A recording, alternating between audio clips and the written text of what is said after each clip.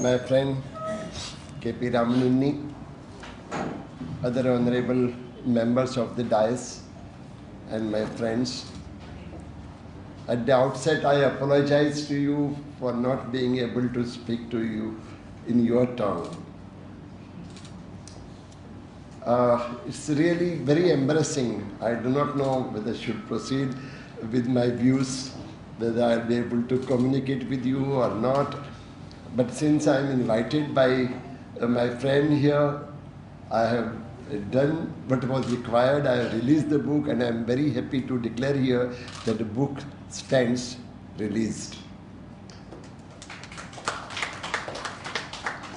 What is the significance of this book being released? He has already written it, it's already published, but then still he wants to have a launch. Why? What is the significance? Does he want some fame? I don't think he requires any. He is already an established writer. What is important is to reach out to your readers. Every writer, for him, more than any award, what he expects is the feedback from his writers. And the only way to meet the writers, to interact with the writers, is to hold such book launches. And I'm very happy that this book launch is attended by so many people, not only his friends, but also connoisseurs of literature, I believe. Well, there are many questions in the minds of people, particularly the readers. Those who are aspiring to become writer, they have their own questions. Those who want to publish their books, they have their own questions. Every question has an answer. Many people ask young ones, how to write a short story? Well, I'm referring to short story mainly because I myself basically a short story writer, though I have written novels. And same thing I believe with my friend Ramanunni, who has also written novels, but I feel that he is more at ease and in command when he writes short stories. So many young writers ask me, ask writers how to write a short story. And I remember once MT had given the answer to it. MT said, it's very easy to write a short story. Simply take the pen and paper and write a good story, that's all. What is important is to make an attempt to write, and it is not happening. Why is a writer different from the rest? Why everybody cannot become a writer? There are different, I'll stick to three things. First of all, people see, they don't look. People hear, they don't listen. And thirdly, very important for every writer, what people do is they tell, whereas the writer shows. So with these three mantras, if anybody has, he can easily become a good writer. I am in acquaintance with Ramanunni for last maybe 30 years, hopefully more than that also. But then I've come closer to him because of his writings. He's an excellent short story writer who has also written a novel in the sense, a novel which I have read, in translation of course, it's what Sufi has to say, and we have translated it. It's such a wonderful novel that we have already translated it into Konkani, and it is read and very well appreciated. So, there are people who look out for prospects. Every time they do something, they look for prospects. It's okay in business, but as far as the writing concerned, I don't think people should look at the prospects. Nobody writes for money. Nobody writes for to become famous. what is important is reach out to your own kind of people, and it is possible because writer is, he is one who makes you aware of the harsh realities of life, and that is precisely what Mr. Ramanuni is doing through his stories. As I'm talking about, do I have time enough? I know how long you have been sitting here, but rather than telling you, I would like to tell you a short story.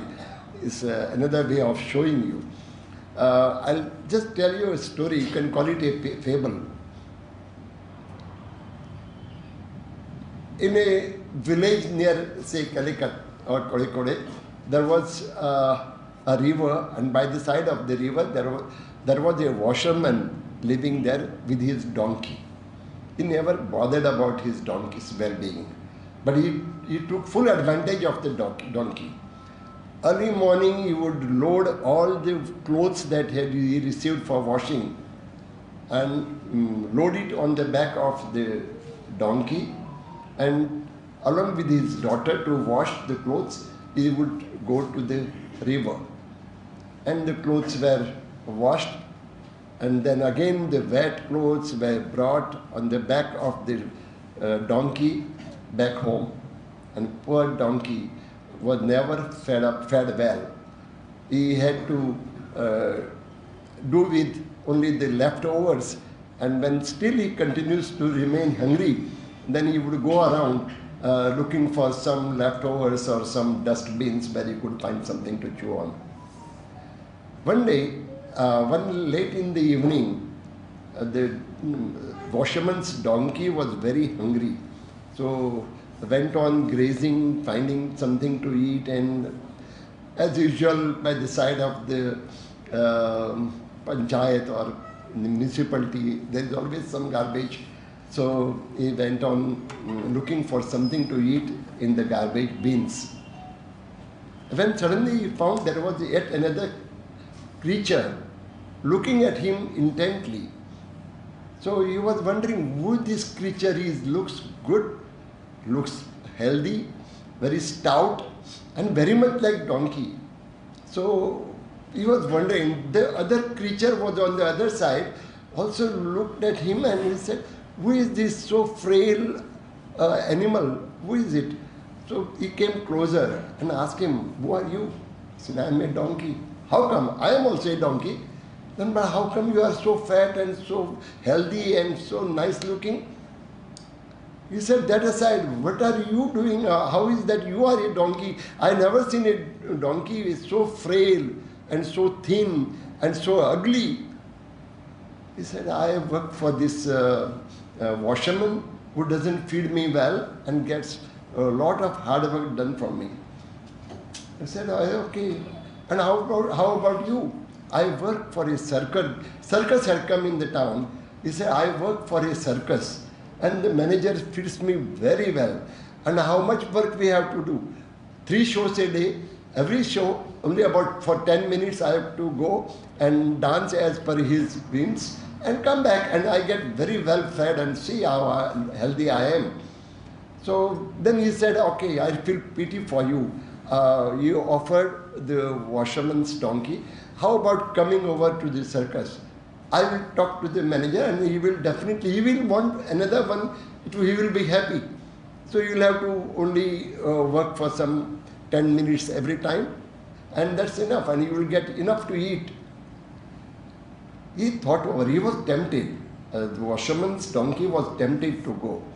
But then he decided, he thought over, and he asked the circus donkey, "I don't mind coming, but tell me, what are the prospects in the circus?"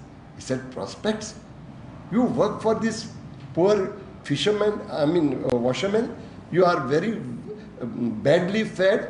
You are so thin. You look sick, and you want to see prospects in this circus where you will be fed very well?"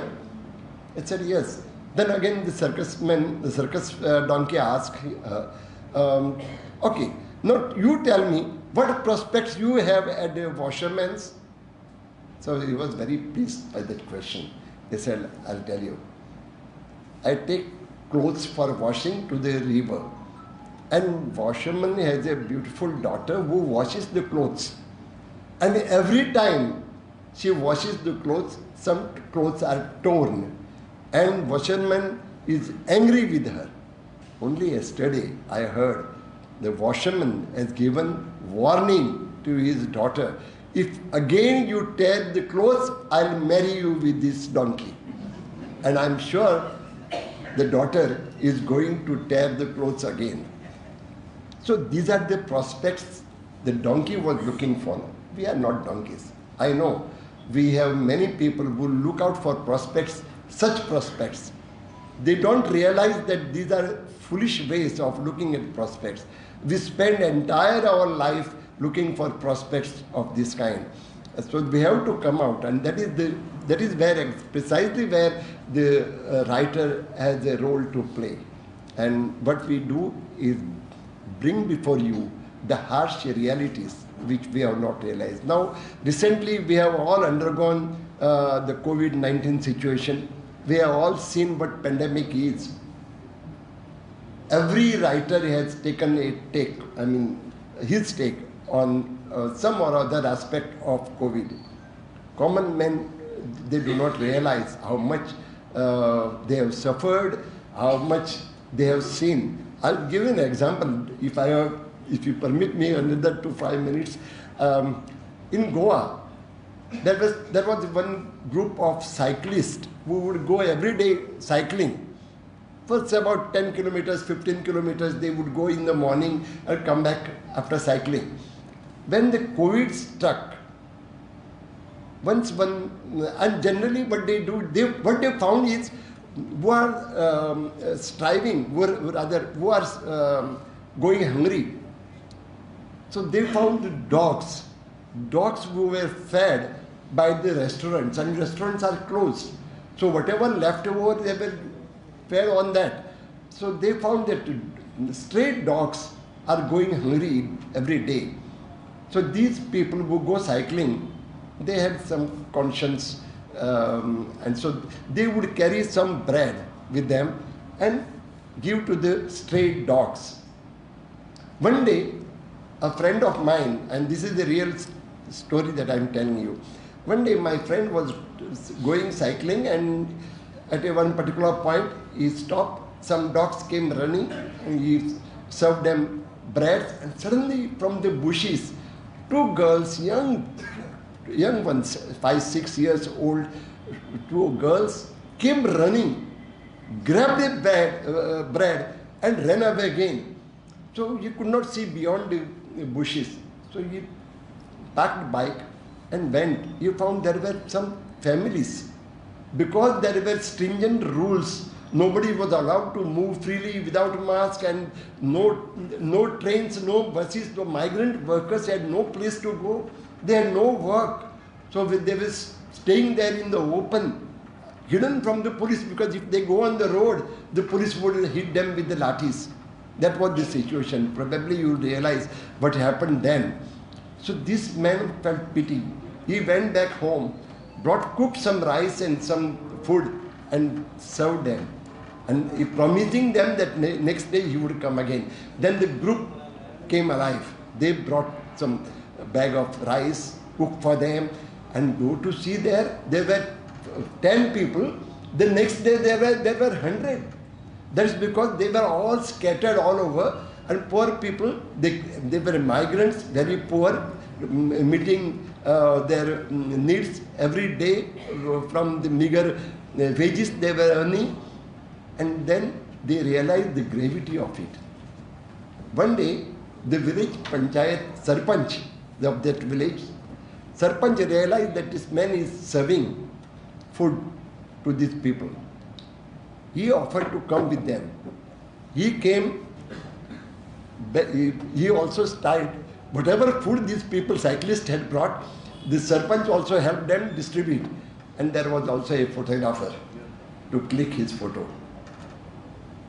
You understand the mentality of the people. People would like to take advantage of such situations also for their own benefit. This is what makes writers different. Writers write about it and bring to the notice of the readers, general public. I have a lot of stories to tell. I am also a storyteller, but here I am to inaugurate the book, to launch the book. I am very happy that new book has come. The book is very important, very pertinent, because particularly these days we are facing a situation where our mouths are gagged. There is a lot of things we would like to share, we cannot. We can't speak. This is a very, very serious situation.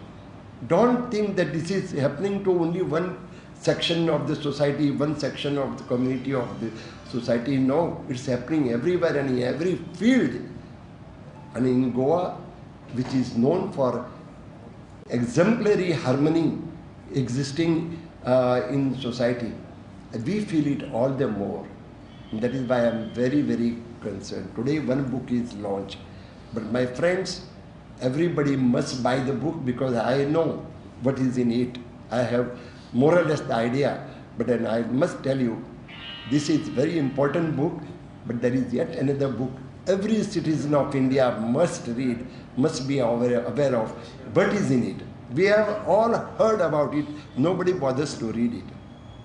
It is the Constitution of India. It is the most religious book for every Indian, whether he belongs to this community or that community. Because what religion tells us to live with dignity? Is it yes or no? Every religion, whether it is Hindu religion, whether it is Islam religion, whether it is Christianity, it tells us how to live with dignity. And Constitution of India gives us, I won't refer to other things, the 4 fundamental rights, which are our right. These 4 fundamental rights which we observe and enjoy the rights, I'll tell you, we will be the best, this will be the best place to live in the world. And I'll tell you which are the 4. Everybody knows it, but it is my duty to reiterate every time I meet the people. I try to stress on it. This is our right. We have a right to equality. Do we enjoy the right to equality in our society? Do we find all are equal? No, some are more equal, isn't it? Yeah. Then we have justice. Oh my God, I can't speak about what justice we have. So many cases, not only thousands, we can say millions of cases are pending in this country. For last several years, people are struggling to get justice. Leave aside legal justice. Even in our neighborhood, we have to struggle to find justice. Next is fraternity. What is fraternity? Living together, coexistence. Do we coexist happily? Do we have the same compassion for our family and our neighbors? Why not? And then lastly, and very importantly, and particularly for writers like us, is liberty, freedom, freedom of expression, freedom of living, freedom of choice.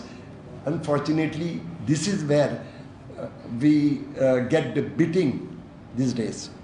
It has been happening before, and not that in our country also only it is happening. It is happening in many, many other countries. Our neighboring countries, take for example Myanmar. Take the example of Afghanistan.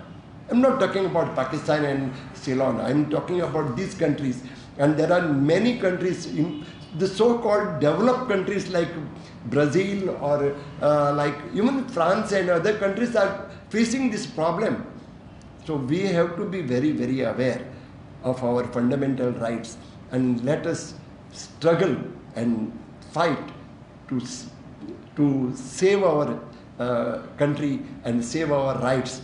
If these 4 rights we are able to keep alive, then I think our children will have a better future.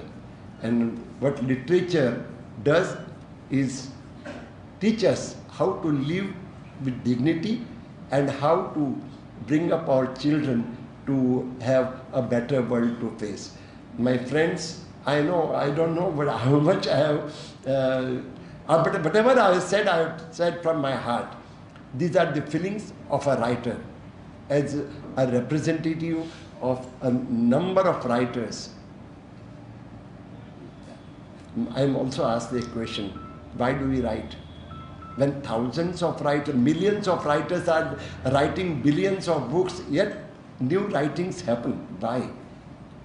I often ponder over this question, and I come to know, I realize myself, I have something different to tell, and I have something to tell differently. Ramayana and Mahabharata are the two epics which cover almost everything under the sky. Yet, we have something different to tell, or something to tell differently. That is why we write. I write. Ramanandi writes. And I know, I think we have editors and writers sitting here, even a gynecologist who finds easy to write. And she writes out of passion. So, when you love your language, you can write with passion. And I am happy, not only about Ramanuni and others, friends, but then the entire Kerala. I have seen exemplary readership. Very difficult. I don't see this elsewhere. Every person is a reader, almost everybody. And this gives me immense pleasure to notice. And that is why I love to come to Kerala again and again and again. Goa and Kerala are not very, very distinct or very far away from one another. Yet, I find some solace when I come here. I have friends, many friends. I write in Konkani. Well, I don't know how many of my writings have reached you, but there are ways and there are hopes. Recently, I was invited to Malayali Association where I expressed this. I said, so many Konkani people who live in Kerala, they write in Malayalam and excellent books they have produced. Why not you, when you live in Goa, why don't you write in or translate into Malayalam? And they have taken up. I am very happy to tell you, one newspaper that is published from Goa in Malayalam language has a big circulation, almost equal to the leading newspapers of Goa in Malayalam language. So, and I'm very happy that when Miss Rajeshwari Nair recently took up the challenge and she translated my novel Carmelin into Malayalam, and she has also one collection of short stories also was published this year itself. And I have my friend Dr. Arsu, who has done it before, taking Konkani literature into Malayalam. And there are many more. And I am very happy by my coming here. I hope the bond between Konkanis and Malayalis is strengthened. I thank my friend K.P. Ramanuni and the organizers, Mr. Sebastian, you too, and I thank the listeners who are so patient. I admire you. Thank you very much, and good night.